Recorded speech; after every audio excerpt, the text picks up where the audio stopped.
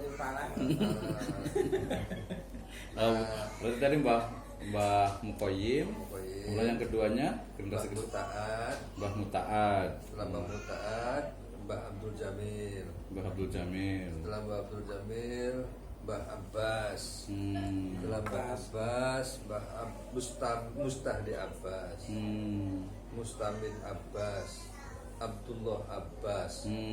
Sekarang saya ke-8 malah ini.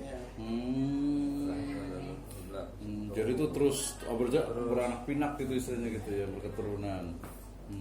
Nah dulu Kobo adanya depan masjid sentral namanya Al Markazi pusat. Oh, Al Markaz ya. Pusat situ. Nah karena kiainya itu pada sering pergi dakwah keluar. Nah pulang itu banyak orang yang ikut kiai. Iya, bawa sendal istilah kasarnya. Sendalnya kiai kan rumahnya masing-masing.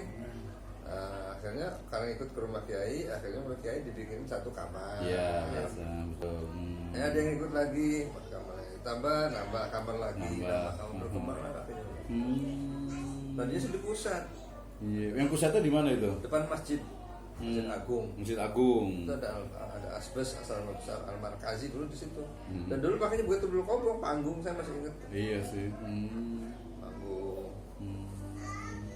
Ya berkembang lah sampai sekarang. Tapi semuanya satu terah.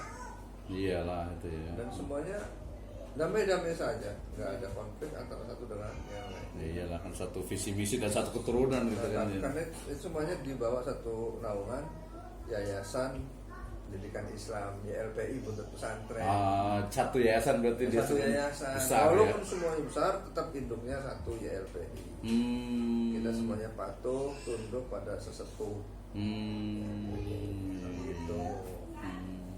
Nah pada masa penjajahan itu Ki Abbas yang sedang saya usulkan untuk menjadi pahlawan nasional. Sekarang nih. Ya, saya usulkan.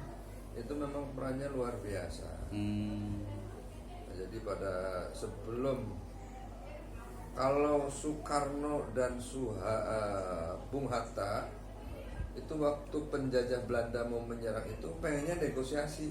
Iya. Damai saja, kompromi saja. Karena apa? Karena kita nggak punya senjata. Iya sih. SDM-nya nggak ada. Tapi Tapi Bung Tomo nggak mau. Kalau ada anak muda umur kurang lebih 24-an nggak mau kayaknya lawan. Akhirnya dia silaturahmi sowan ke Mbah Hasyim Asy'ari. Nah Bung Tomo kalau sowan ke Hasyim Asy'ari itu dengan Pak Jenderal Sudirman ternyata. Sama Jenderal Sudirman. Ada di bukunya tuh Jenderal Sudirman. Nah udah fatwa, tadi kan fatwanya fatwa jihad ya itu ya. Fatwa, kemudian ada resolusi jihad, penguatannya itu. Yang pertamanya ya siapa yang berjuang matinya syahid. Iya. Siapa yang munafik memberat ya boleh dibunuh terus. Nah, desakan untuk berjuang oleh Mbah Hasyim Asy'arinya nunggu fatwa dari Mbah Abbas. Nunggu komando dari singa dari Cirebon. Berarti lebih tinggi ya ininya ya.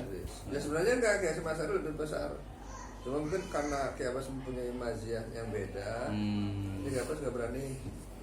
Karena apa? Karena pengalamannya di Jombang itu sebelum Mbah Hasyim Asy'ari mendirikan pesantren banyak penyamun, begal apa. Iya. Nah yang menundukkan pencoreng-pencoreng penjahat itu Ki Abbas dan kakak adik-adiknya yang di Cirebon yang diutus oleh Mbak Abdul Jamil gitu. Sudah aman lah waktu itu tuh. Nah makanya begitu mau nyerang nunggu. Akhirnya dibuatlah undangan, yang ngirim undangan Ki Wahab Hasbullah kebuntat panggil Ki Abbas. Ki Abbas naik kereta ekspres namanya itu. Zaman dulu tuh ya.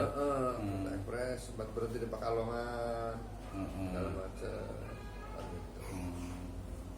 Terus Partai Abbasnya ternyata suruh melawan. Nah Bung Tomo waktu itu sudah mempunyai banyak pasukan dia itu, sudah menghimpun arek-arek Surabaya.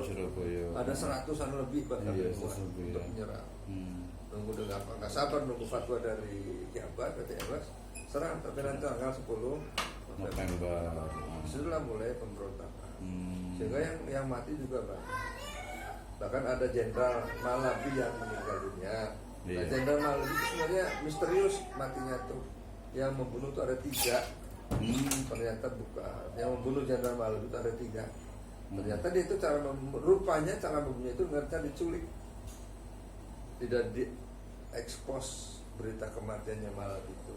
Oh. Ya ada beberapa kiai dari 3 lah yang membunuh Jenderal Malabi. Setelah kekalahan dan dari Inggris itu kan yang menyerang itu dari Nika, dari Jepang, mulai pada koleknya. Tuh. Nah sempat kesini juga kan mencari ke apa tuh. Setelah selesai perang ada perjanjian Linggarjati, dikhianati oleh perjanjian Linggarjati. Tahun 1947 Ki Abbas wafat. Betul wafat ya. Tapi Ki Abbas itu mendirikan fondasi-fondasi lembaga pendidikan Di Buntet sini gitu ya. Bisa berkembang di sini. Ada dari TK, Ibtidaiyah, MI, Sanawiyah, Aliyah, Sekolah tinggi ya sekarang ya.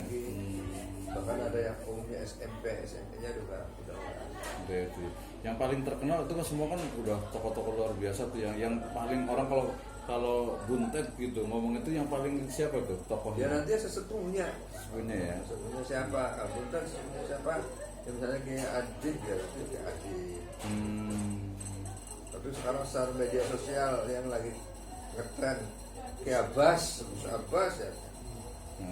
Kan gitu. Tapi masing-masing kayak itu punya Iya dia punya masing-masing. Iya betul. Ya, pengikutnya muhibbinnya masing-masing. Iya muhibbinnya. Nah, makanya kalau Buntet mau mondok ke siapa? Iya banyak gitu ya, tadi udah 60-an ya. Kurang lebih. Mau ke Pondok Anu ya baru diantar ke sana. Iya karena kalau Buntet tahunya kan pondok pesantren Buntet itu cuma satu gitu kan ya. Orang ketika datang ke sini banyak gitu ya. Nah jadi di Buntet itu memadukan antara salaf dan kholaf. Salah, karena ada lembaga pendidikannya ya. Karena bagaimanapun kita ini masih membutuhkan yang namanya administrasi, prosedural, masih administrasi kan. Jangan sampai santri itu hanya bisa agama tadi, dia umumnya nggak bisa. Kan gitu perpaduannya. Gaya kepemimpinannya apa ya? Kepemimpinannya gaya